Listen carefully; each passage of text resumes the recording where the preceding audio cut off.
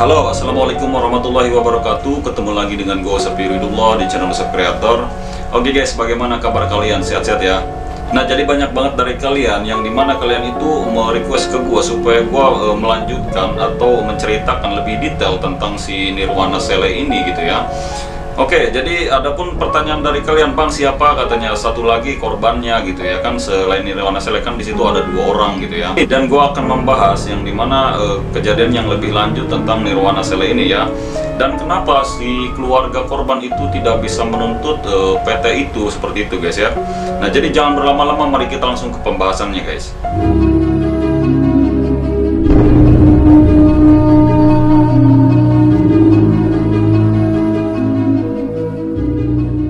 Oke, jadi banyak banget dari kalian yang bertanya ke gua, Bang, korban satunya lagi siapa gitu ya.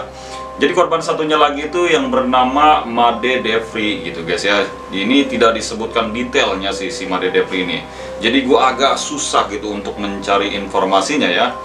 Oke, jadi banyak banget kemarin postingan yang dimana ini postingan dari si Nirwana Sele gitu, yang dimana dia itu memposting pada tanggal 14 Oktober 2021 yang isi postingannya seperti ini guys.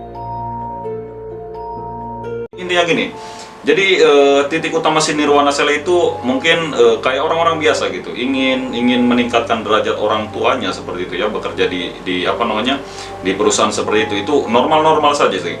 Tetapi lebih apa namanya, netizen itu menyoroti dimana itu ada postingan si Nirwana yang paling terakhir mungkin ya, dikarenakan ini adalah postingan tanggal 19 Desember 2022 ya.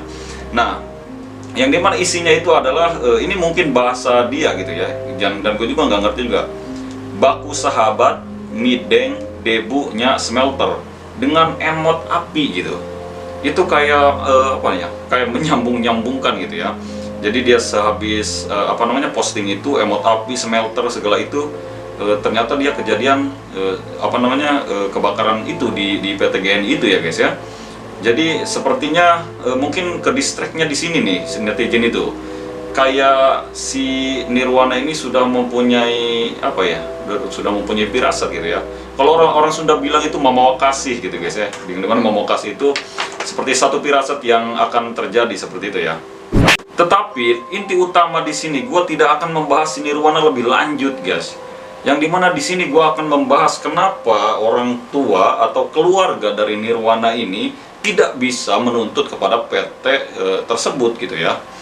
Oke, gue dapat informasi bahwa si Nirwana atau misalkan si pekerja itu dan pemberi kerja itu mereka sudah melakukan perjanjian kerja gitu, yang dimana diisi perjanjian kerjanya itu, kalau tidak salah ya, mungkin nanti kalian koreksi ya gitu ya, yang dimana si pekerja ini tidak bisa menuntut perusahaan ketika ada satu kecelakaan gitu.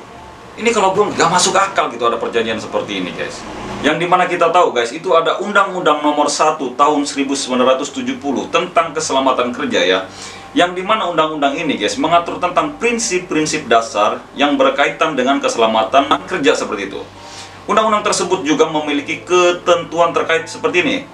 Jadi pintu keluar kebakaran gitu, pertolongan pertama jika terjadinya cedera, perlindungan dari polutan atau gas, dan penyediaan alat pelindung diri bagi pekerja. Nah, ini di sini nih kalau menurut gue ya, kalau misalkan apa di satu perusahaan itu ya sudah menerapkan ini dengan baik dan benar, kemungkinan si keluarganya pun agak susah untuk menuntutnya, dikarenakan emang peralatan dan kesediaan alat-alat kerja dan safety-nya pun udah ada gitu seperti itu.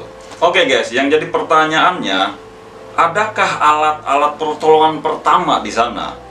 Contohnya seperti apa namanya apart gitu ya, yang buat kebakaran gitu seperti itu, yang dikit itu ya, yang kecil itu ya. Adakah itu gitu? Kalau enggak, adakah pintu darurat? Kalau enggak, tangga darurat gitu ya. Dikarenakan itu keren kan? Keren. Ada enggak tangga darurat gitu ya kan? Seperti itu. Kalau misalkan tidak ada, tolong tindak lebih lanjut gitu. Jadi supaya tidak ada Nirwana yang lainnya gitu. Kenapa gua ngebahas seperti ini? Gua juga seorang pekerja guys, yang dimana gua itu bekerja di salah satu perusahaan di Jakarta gitu, seperti itu ya. Ketika misalkan satu perusahaan bisa menerapkan perjanjian seperti ini gitu ya, itu bimbang gitu. kalau enggak si pekerja itu seperti tidak mempunyai satu apa ya, kayak kenyamanan untuk bekerja guys, seperti itu kalau menurut gue ya, kalau ada perjanjian seperti itu ya. Jadi buat kalian yang paham dengan apa namanya perjanjian kerja ini, terutama mungkin ada serikat pekerja ya, tolong kalian tulis di kolom komentar ya, apakah masuk akal gitu adanya perjanjian seperti ini di salah satu perusahaan yang mungkin besar sekali gitu ya di sana ya. Jadi kenapa gua itu harus membicarakan hal seperti ini ya? Ini untuk kebaikan orang banyak gitu guys, yang dimana ini rata-rata gitu ya, penduduk di Indonesia itu buruh semua gitu. Kalau diadakan dengan peraturan seperti ini, jadi si pekerja itu tidak bisa menuntut, atau keluarganya tidak bisa menuntut ketika ada kecelakaan kerja. Guys, kita kerja itu seperti di ranjau apa ya? Seperti di gitu ya kan. Sewaktu-waktu kita bisa kecelakaan, tetapi kita tidak punya perlindungan seperti itu ya. Nah, ini yang mungkin mendorong gue untuk membuat video ini gitu. Nah, jadi seperti itu aja guys. Ini lebih lanjutnya mungkin kalian lihat aja gitu ya, dimana sumbernya itu akan gua sematkan di kolom deskripsi guys. Jadi kita doakan kepada para korban gitu ya di sana, supaya mereka itu mendapatkan tempat di sisinya gitu. Dan bagi keluarganya itu mudah-mudahan mereka itu ditabahkan dan diberi kesabaran gitu dalam menghadapi hal seperti ini gitu guys ya. Dan gue berharap juga sih keluarga si korban ini bisa lanjut memperjuangkan gitu hak-hak di si Nirwana ini gitu, dan si Made Devri ini gitu ya. Soalnya supaya tidak terjadi nirwana yang lain seperti itu ya guys ya. Oke, jadi mungkin videonya cukup sekian. Terima kasih buat kalian yang udah support channel gua selama ini. Assalamualaikum warahmatullahi wabarakatuh.